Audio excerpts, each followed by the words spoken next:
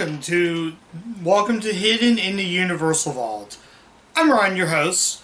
So today I thought we'd go ahead and take a look at tonight's feature, or if you're watching this in the daytime, Puss in Boots. Puss in Boots is a 2011 CGI animated film. This is a spin-off of the Shrek 2 character, Puss in Boots. Now, this is something that I'm going to tell you right now. I love the Puss in Boots character. I think he's a very creative character. Yeah, it's very hot right now, so I do apologize if I'm sweating in this. It's just really hot. So yeah, Puss in Boots, like I said, is a CGI animated film. It's a spin-off to the Shrek 2 character, Puss in Boots. Like I said, Puss in Boots is a great character. But how does he stack off in his own film? Now, like I said, it's a spin-off to the Shrek 2 character. But basically, the movie stars Antonio Banderas. So if you've seen the Shrek movies, specifically Shrek 2 and the later ones, you'll know he's Puss in Boots in it. Along the cast, you get Salma Hayek, you get Zach Galifianakis, you get Amy Sedaris, and Billy Bob Thornton to round out the cast. So basically, it focuses on an origin story of how the Puss in Boots character was evolved. So he's like sort of this wanted sort of vigilante. He's sort of like a Zorro. They wanted to sort of do a Zorro because, well, Antonio Banderas was actually Zorro. So they wanted to have that type of character. So, really fun movie. So what did I think of this film? Fun. This movie is fun. I don't necessarily call this a good movie. Honestly, I don't really call this a good movie. It's fun. I don't want to say it's good. It is good, but it's that fun good. The CG is incredible. Even for 2011, the CG looks really good still. But I actually do have Puss in Boots: The Last Wish. We'll save that one for a later day. But I thought I'll talk about this. So Zach Galifianakis but he portrays Humpty Dumpty, or Humpty Alexander Dumpty. So they just added a middle name. I don't know. I don't remember Humpty Dumpty ever having a middle name. The writers just added in there for what it is. So it begins with them. It begins with him. He meets up this female named Kitty. Is it Kitty Shallowpaw? No, Kitty Sawpaw. So Hayek plays Kitty Sawpaw. And interesting fact, this would reunite Antonio Banderas and Salma Hayek again together since 2003's Once Upon a Time in Mexico, which they both were in. So, yeah, the chemistry from them two are good. The dance fight is just incredible. All the cats do the dance. There's a lot of really cutesy moments that they're so adorable. You can't help love the background players. They're like cats. They just dance. They do this like dance fight. So they do the craziness, the neon lights, everything about it is great. So like I said, he eventually meets up with an old friend from an orphanage. Yes, Puss in Boots actually came from an orphanage in the film. So that's what I kind of like about the chemistry between them two is really good. Especially Humpty Alexander Dumpty. It's weird. It has its style. They reference a lot of things in this. Like, they even reference Fight Club in this movie. So it seemed like it falls in the Shrek universe with the whole, like, Humpty Dumpty is a fairy tale character. They eventually meet up with the antagonists, Jack and Jill, Amy Sedaris, and Billy Bob Thornton. But the writers, I watched the featurette and they were trying to get him to do his Carl Childers character.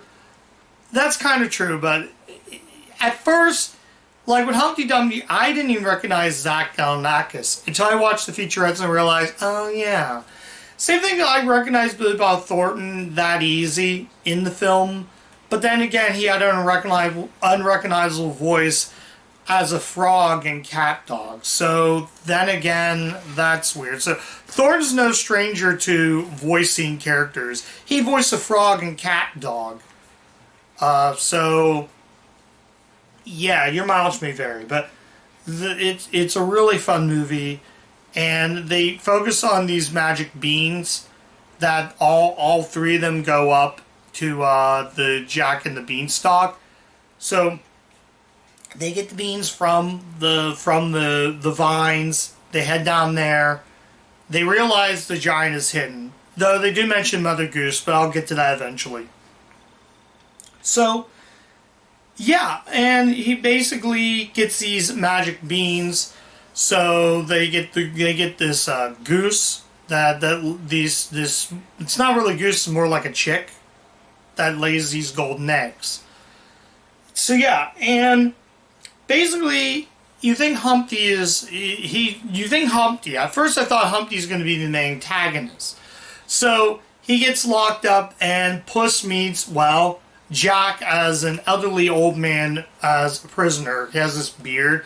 He was named Jack. He's the one to go, Jack, if you know Jack and the Beanstalk. So I watched a deleted scene. It actually was going to be, there was going to be a giant in this, but according to the writers, they decided to change it and alter it differently.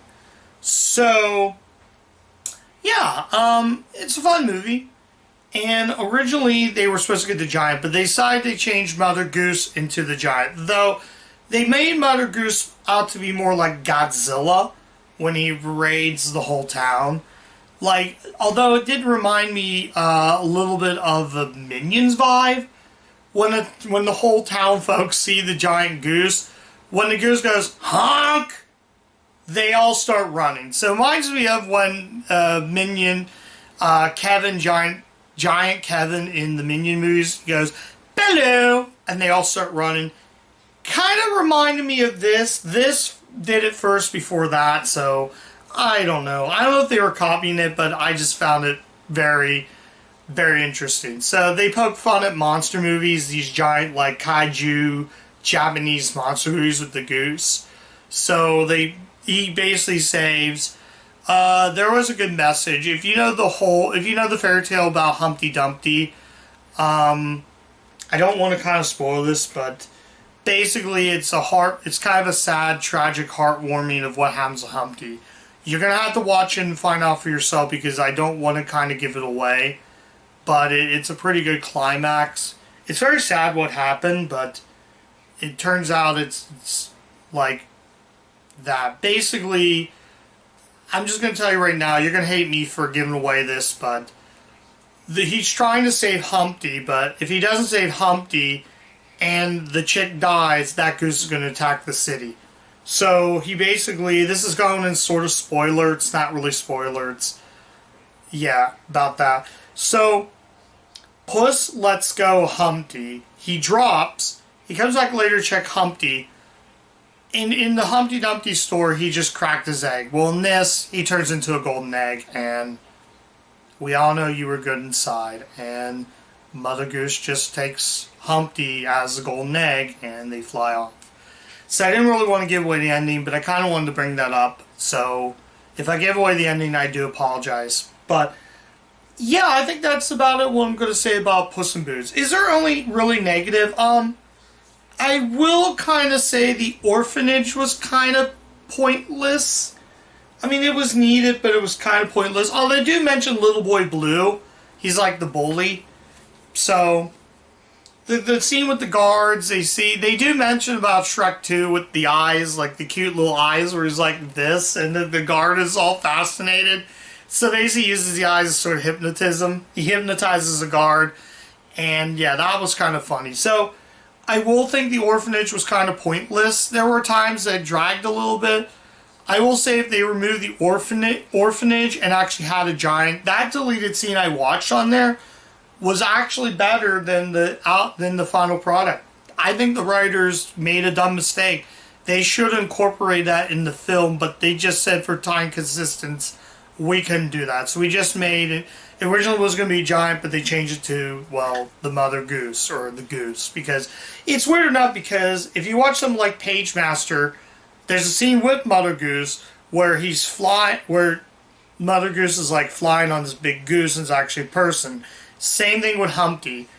It kind of had an element of that with Pagemaster, which was another movie about a fairy tale, that kind of thing. So the scene with Humpty, if you watch Pagemaster, you know the story of Humpty, he cracks. they upped it and changed a little bit of that, but that's a different movie for a different time. But not talking about the moon, talking about this.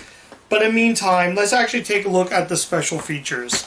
The special features on here, I like how it says glitter box bonus. Instead of glitter box, it's split down, it says litter box. So they just made it glitter as in litter box with the cat shoes. The dance number's a cat. They use the light thing, it's really good. So let's actually take a look at the... I'll just go ahead and show you the cover right now. I really do like the cover art to this. I think it's really cool. You got Puss on the side right there. I think the Puss in Boots character. But in terms of that, I'm hoping at least it expands with Puss in Boots' Last Wish. If that one's good, I could probably recommend that. But I didn't get to that yet, so don't comment if I will get to watch that. Please do not comment and ask me to watch it, okay? I will watch it when I get to it, though. But honestly, this is kind of downside. At least it should have had maybe like... This is kind of where this card is kind of boring. Although the main menu is cool. There's a lot of really good, like I said, good special features. And two thumbs up, Ebert Presents. And yeah, really, really good. And a really good origin story. So I think I'm going to stop there. Let's actually get to the final verdict. And yeah, and now it's time for the final verdict. Final verdict. Should you see Puss in Boots? Sure. I would easily say, yeah, this is actually... It was better than the previous film I covered, but this movie, like I said, was a ton of fun. The acting was good, the pacing's good, the characters are likable, except for the orphanage. I would have been fine if they would have let the orphanage go and have them maybe raised by cats. The CG is incredible. I think for 2011, the CG is still holds up, I think. It's a flat-out fun movie. Now, I shouldn't say am I, but did I enjoy this more than The Bad Guys? No. That is an absolute no.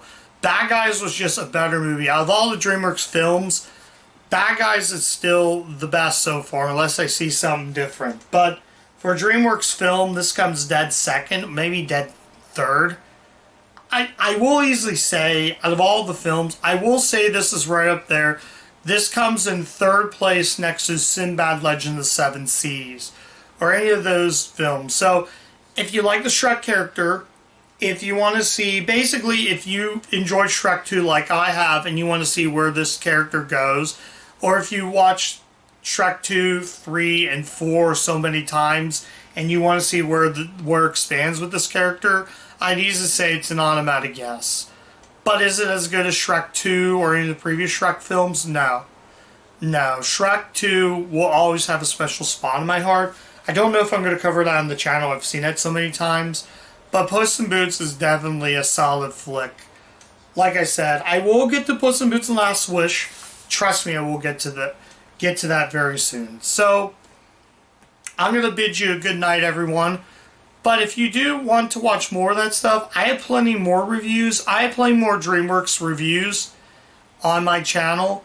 Just follow me up on social media. Follow me on my Twitter page. If you can find me at twitter.com/RhinoCanard14. Like I said, this might be my 183 or 184 film. I'm going to have to count again, see how many movies I have watched. But we're getting down to nitty gritty. We're almost there to 200, so bear with me. Like I said, this definitely will have a spot on my Universal shelf. Pretty much. So, that's it. Thank you guys for watching so much. And come back tomorrow. I'll have another review to close out this week. So, I'll see you guys there. Bye.